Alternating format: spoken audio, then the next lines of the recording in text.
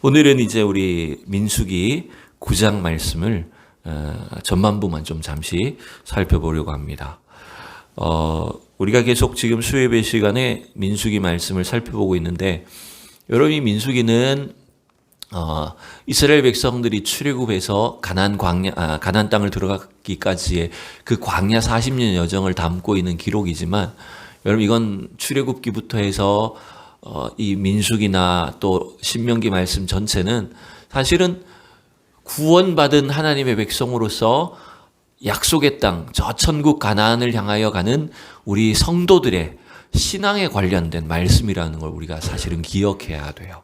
그래서 이것이 사실 우리에게 오늘날 우리의 신앙에 굉장히 직접적인 교훈이 되는 말씀이다라고 하는 것들을 여러분 좀 기억하셨으면 좋겠어요. 지난주에는 우리가 8장 말씀을 통해서 하나님이 레위인을 하나님의 소유로 구별하여 드리라는 그 내용을 잠시 함께 살펴봤습니다.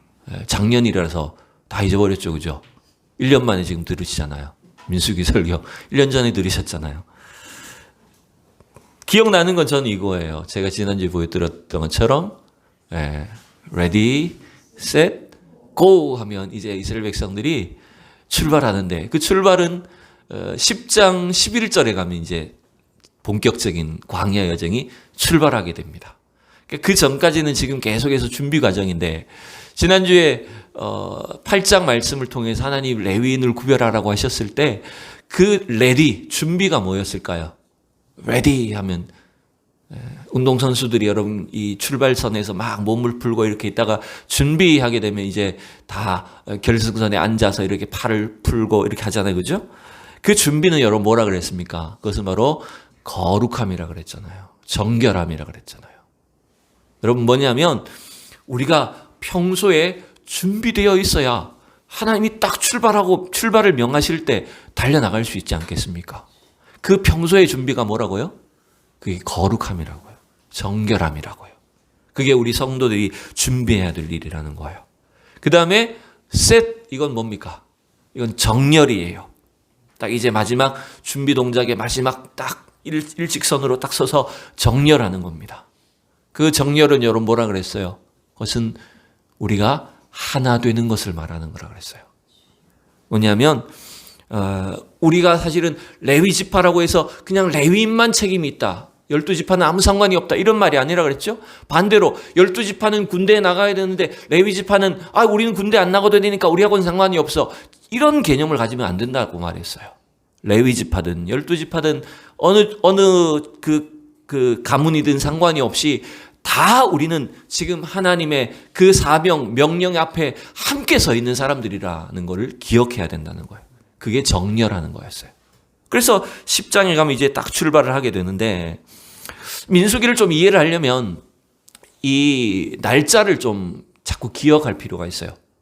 약간 헷갈릴 수 있기 때문에.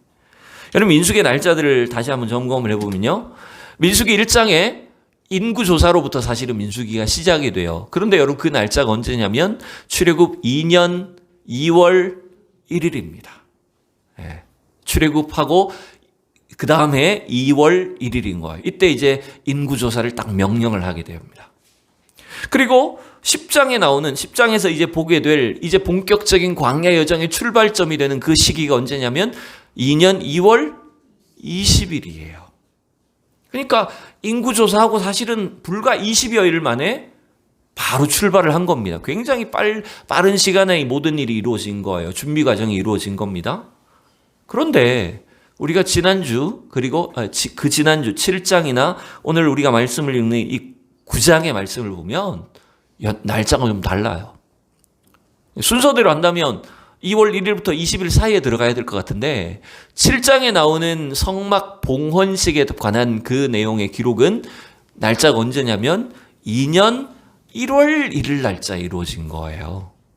출애굽하고 딱 1년 만에 성막을 다 완공을 했고 그 1월 1일에 봉헌식을 이제 진행을 한 겁니다. 뭐 크게 의미는 없을 수는 있어요.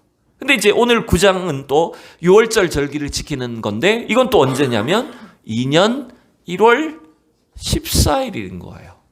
그러니까 이게 우리는 그냥 성경을 차례대로 쭉 읽어 나가지만 엄격하게 본다면 연대가 약간 좀 그 시기가 뒤죽박죽으로 돼 있는 거예요. 좀 섞여 있다고 이렇게 볼 수 있는 거죠.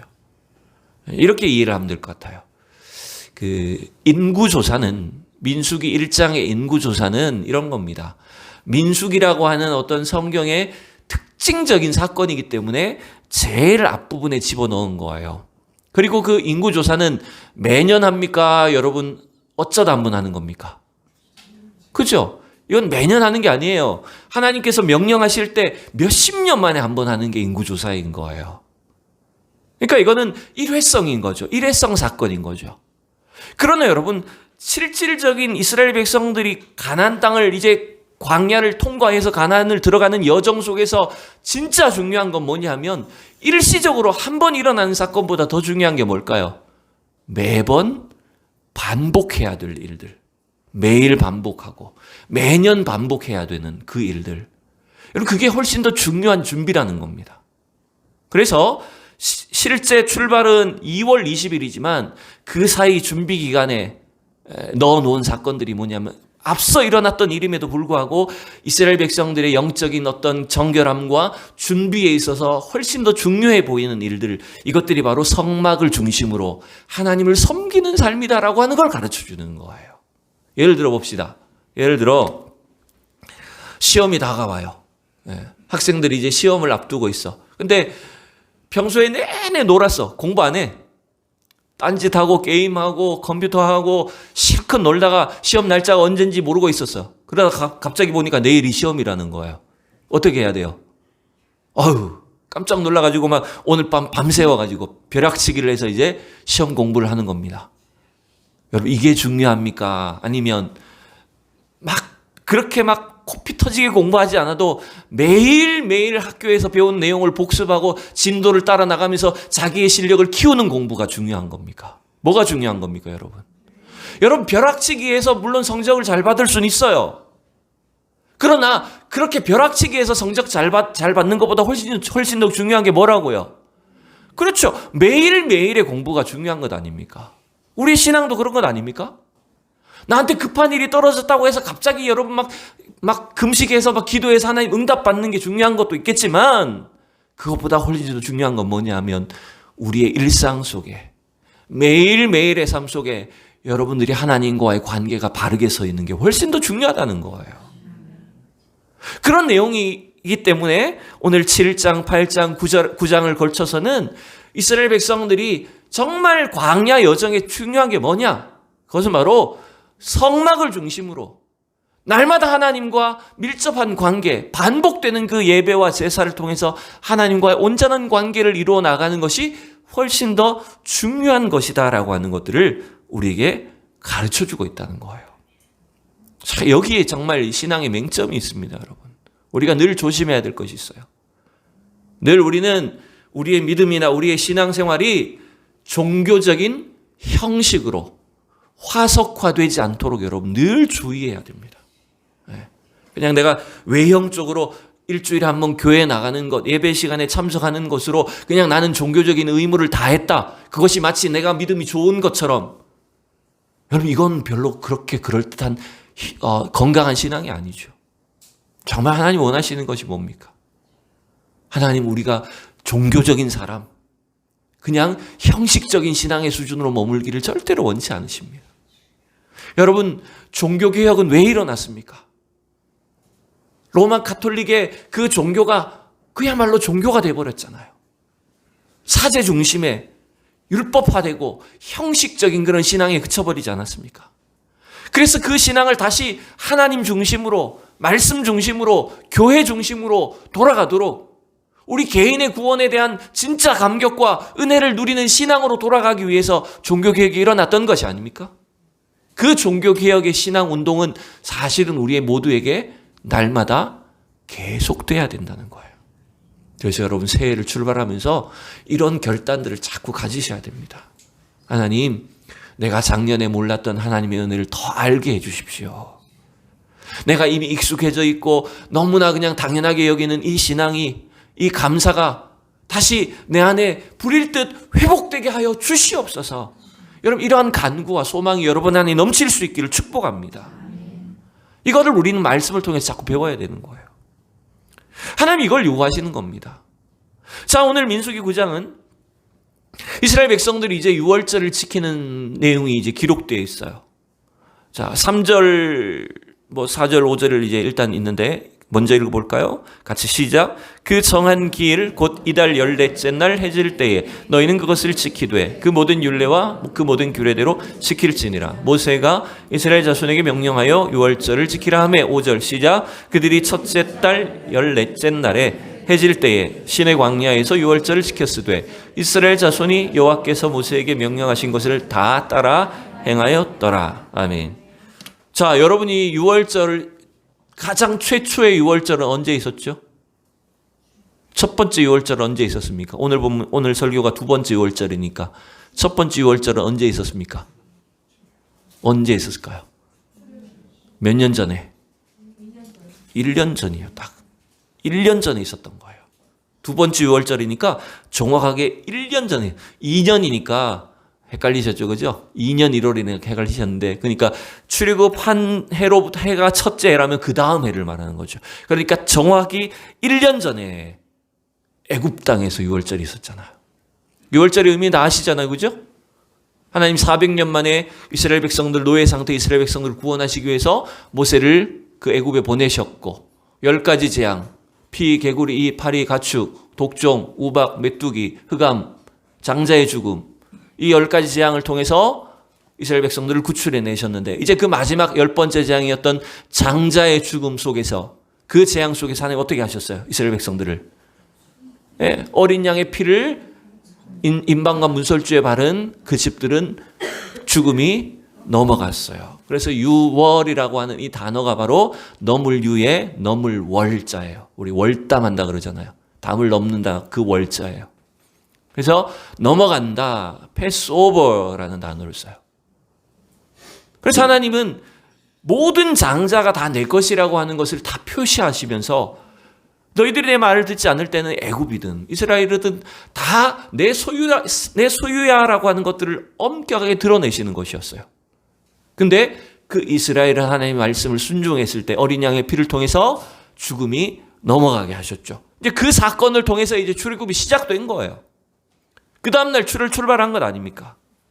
그러면서 하나님은 이제 매년 1월, 이제 유대의 달력으로, 이스라엘의 달력으로 1월 14일마다 어떻게 하라고요? 유월절을 지키라라고 명령하셨던 거예요. 그래서 딱 1년 된 거예요, 지금. 1년 동안 지금 와가지고 시내 광야까지 도착했고 성막 완공했고 드디어 1년 만에 유월절을 지키게 된 거예요. 자, 여러분 이게 유월절이 왜 중요합니까? 제가 좀 전에도 말씀드렸듯이 여러분 이건 단순히 구약시대의 이스라엘 백성들에게만 적용되는 절기가 아니죠. 유월절 어린 양으로 우리를 구원해 주신 예수 그리스도의 보혈로 구원받은 날인 겁니다. 우리가 구원파처럼 여러분 몇 날 며칠에 구원받았는지 기억은 못 하실 거예요. 물론 기억하시는 분들도 있겠죠. 구원파는 그거 기억한다고 가르칩니다. 그죠? 그래서 여러분 혹시나 그런 사람도 있거든 넘어가시면 안 됩니다. 당신 언제 구원받았습니까? 몇 년도 몇 월 며칠에 구원받았습니까? 모르면 구원 못 받은 거라고 막 가르칩니다. 그건 잘못된 거예요. 우리가 그 날짜를 기억할 필요는 없겠지만 그럼에도 불구하고 내가 예수 그리스도를 통해서 나의 모든 죄가 사함을 받고 내가 구원받은 하나님의 자녀가 되었다는 이 확실한 믿음, 확신, 그 신앙 위에 우리가 서 있어야 되는 겁니다. 이스라엘이 유월절을 지켰다는 것은 그 신앙 위에 서 있다는 걸 말하는 거예요. 그걸 반복하는 것 아닙니까? 그래서 이제 모세의 명령을 따라서 이스라엘 백성들이 유월절을 지켰어요. 오늘 본문은 사실 5절까지만 보면 굉장히 간단한 겁니다. 근데 실제 오늘 본문의 강조점은 그 뒤에 나오는 거예요. 유월절을 지켰다는 것에서 끝난 게 아니라 문제가 발생하죠. 6절, 7절을 볼까요? 어떤 문제가 발생합니까? 시작. 그때에 사람이 시체로 말미암아 부정하게 되어서 유월절을 지킬 수 없는 사람들이 있었는데 그들이 그날에 모세와 아론 앞에 이르러 그에게 이르되 우리가 사람의 시체로 말미암아 부정하게 되었거니와 우리를 금지하여 이스라엘 자손과 함께 정한 기일에 여호와께 헌물을 드리지 못하게 하심은 어찌 함이니까. 자, 무슨 문제가 발생한 거예요?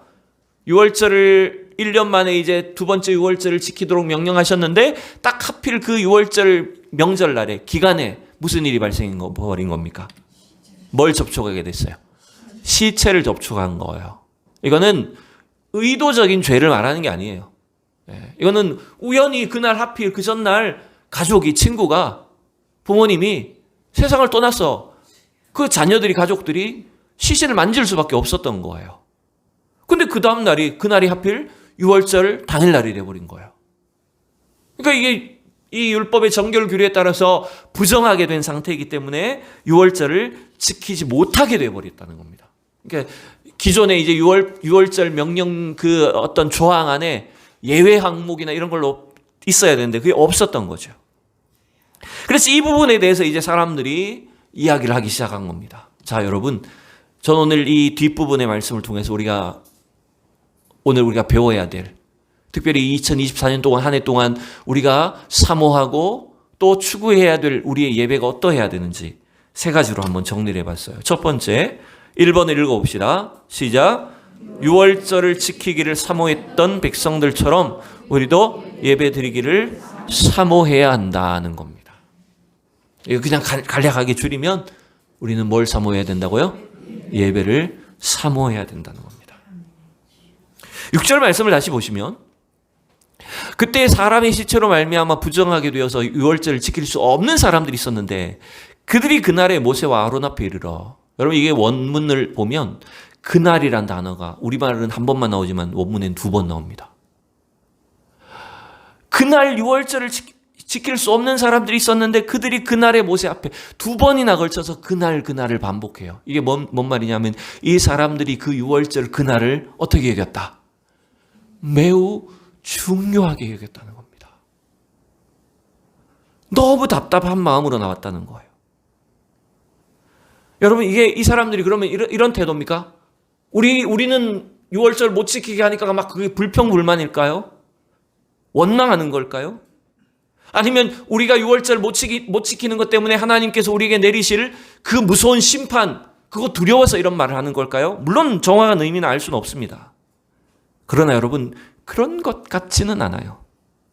오히려 이들의 태도를 보면 하나님께 나아가서 우리도 예배드려야 되고 우리도 제물을 바쳐야 되는데 우리 이거 못하니까 어떻게 합니까? 너무 당황스럽고 막 사모하는 마음이 느껴지는 거예요. 여러분 오늘날 만약에 우리 성도들 중에 이런 분이 있으면 얼마나 좋을까요? 성탄절이 있거나 혹은 뭐 부활절이 있었는데 그날 집안에 무슨 행사가 있었어. 무슨 급한 일이 생겨서 예배를 못 드렸어요. 근데 막 내가 예배 못 드려서 어떡하나 이런 마음보다는 이번에 헌금 안 해서 다행이다 이러면서 혹시나 이런 생각하지 않을까요? 네? 내가 너무 극단적인 예를 들었죠? 네. 우리는 어쩌면 매년 반복되는 이 예배에 대해서 오늘 이스라엘 백성들처럼 이렇게 갈급하고 사모하는 마음이 있을까? 솔직히 좀 부끄러운 거죠. 7절에도 보십시오. 이들이 어떻게 고백합니까? 이들이 그에게 이르되 우리가 사람의 시체로 말미암아 부정하게 되었거니와 우리를 금지하여 이스라엘 자손과 함께 정한 기일에 여호와께 헌물을 드리지 못하게 하심은 어찌함이니까. 당연히 안 되는 걸 알지만 우리가 어떻게 합니까? 여러분 예배 못 드려서 참 어떻게 하지? 뭐 이런 생각 여러분 있습니까? 어떤 군인이신 분이 계셨대요. 이분은 헬리콥터 조종사였대요. 계급이 이제 중령이 되는 아주 높은 장교이고 헬리콥터를 조종하는 분이신데 이분이 얼마나 참 예배를 열심히 드리셨는지 어느 날 근무가 갑자기 바뀌었대요. 그래서 3년 동안은 주일날 이분이 비상대기를 해야 되는 거야. 주일날 근무를 꼬박 서야 되는 이제 보직이 되었대요. 그래서 이분이 목사님께 찾아왔대요.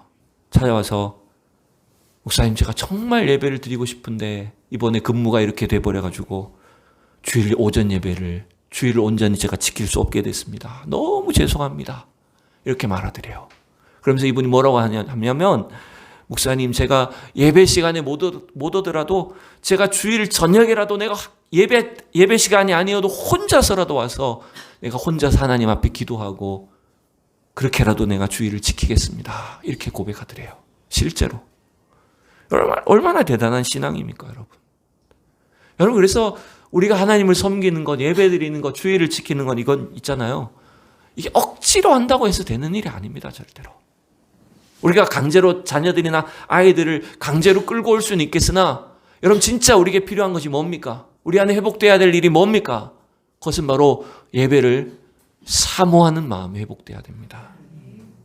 2024년을 우리가 이렇게 출발하면서 이런 소망이, 특별히 우리 성도들과 우리 모든 우리 교회 식구들 가운데 참 하나님의 그 예배를, 하나님이 임재하신 그 예배를 사모하고 갈급해하는 그 심령이 우리 안에 넘칠 수 있기를 축원합니다.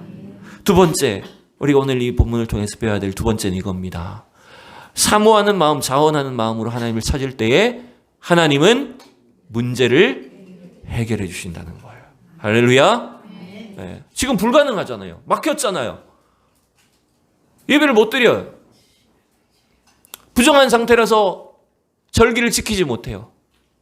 근데 여러분 어떻게 해야 된다고요? 아싸 잘 됐다 이렇게 하라고요? 어떻게 하라고요? 사모하는 마음, 자원하는 마음으로 하나님을 찾아야 돼요. 구해야 돼요. 그러면 하나님은 반드시 문제를 해결해 주신다는 겁니다.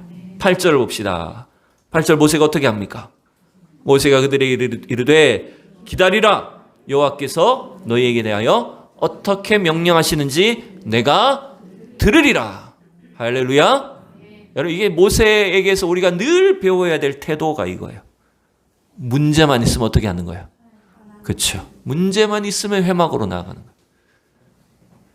여러분, 그래서 이게 모세의 태도일 뿐만 아니라 우리가 신앙생활 하면서 하나님의 말씀을, 또 하나님의 진리, 하나님 뜻을 구하는 태도가 뭐가 돼야 되냐면, 해결책은 우리에게 있지 않다는 거죠. 우리가 가질 수 있는 모든 질문, 궁금증, 의문, 우리 삶에 일어나는 모든 문제의 정답, 해결책은 어디에 있다고요?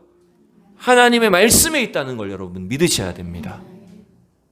하나님의 그 말씀의 진리가 오늘 이 현대 사회를 살아가는 우리 모두의 인생의 문제 가운데도 반드시 해답을 열어주신다는 거예요. 그게 여러분 모세의 태도였어요. 그러니 하나님 모세에게 이제 어떻게 응답하십니까? 모세를 통해 이스라엘 백성들에게 어떤 말씀을 주십니까? 10절, 11절, 두 구절 시작. 이스라엘 자손에게 말하여 이르라. 너희나 너희 후손 중에 시체로 말미암아 부정하게 되든지 먼 여행 중에 있다 할지라도 다 여호와 앞에 마땅히 유월절을 지키되 둘째 달 14째 날 해질 때에 그것을 지켜서 어린 양의 무교병과 쓴 나물을 아울러 먹을 것이요. 자, 여기까지. 하나님 어떤 해결책을 주셨어요? 유월절이 원래 언제라고요? 1월 14일인데 그때는 부정하니까 유월절을 못 지키는 거죠. 그래서 하나님 주신 해결책이 뭐예요? 아니, 11절에 둘째 달 14째 날이잖아요. 그럼 언제 하라는 거예요? 그렇죠. 2월 14일에 하라는 거예요. 한 달 뒤에 다시 정하게 되어서, 그리고 멀리 여행을 갔던 사람은 돌아와서 하나님 앞에 유월절을 지키도록 기회를 열어주신 거예요. 여러분, 하나님은 우리가 구하는 자들에게 기회를 열어주시는 것입니다. 네. 하나님 때때로 우리가 성경 구약을 보면 와, 왜 이렇게 하나님 무서울까? 엄하실까? 너무 사람들을 이렇게 잔인하게 날리시고 죽이시고 이런 것처럼 보일 때가 있잖아요. 여러분, 아니에요. 하나님은 하나님의 은혜를 구하는 자들에게, 하나님의 뜻을 구하고 길을 찾는 자들에게 반드시 기회를 열어주시고 은혜를 베풀어 주신다는 거예요, 여러분. 자, 아까도 말씀드렸듯이 오늘날 자칫하면 우리가 이런 어떤 착각에 빠지기가 쉬워요. 예배드리기 힘든 직장에 다니고, 남자들, 우리 청년들 군대를 가고, 또 교회와 멀어지는 상황이 되면 그 기회를 신앙생활을 중단하는 좋은 찬스로 삼으려고 그래요, 사람들이. 네. 그러면서 뭐라고 스스로 생각할까요? 아유, 평생 내가 교회 다니고 평생 예배 드리는데 좀 빠지면 어때? 몇 년 쉬면 어때? 이런 생각하죠. 근데 여러분, 제가 경험해 보니까 우리 믿음의 사람들이, 하나님의 백성들이 예배를 쉬면 어떻게 될까요? 하나님 막 이렇게 날리실까요? 뭐 그렇게까지는 아니지만 우리가 미쳐요. 못 살아요. 왜 하나님을 찾지 않고 하나님을 섬기지 않으면 우리 심령이 여러분 사실은 견딜 수 없어지는 거예요, 여러분. 여기 참 조심해야 돼요. 오늘날 사회가, 이 세상이 우리에게 자꾸만 그런 세상적인 가치관과 가르침을 심어줍니다. 유튜브 그래서 조심해야 하셔야 돼요. 여기 들어가면 온갖 이상한 목사들, 전도사들, 선교사들이 나와가지고 11조를 왜 하면 안 된다, 뭘 어떻게 해야 된다, 이상한 거 막 많이 올려놓습니다.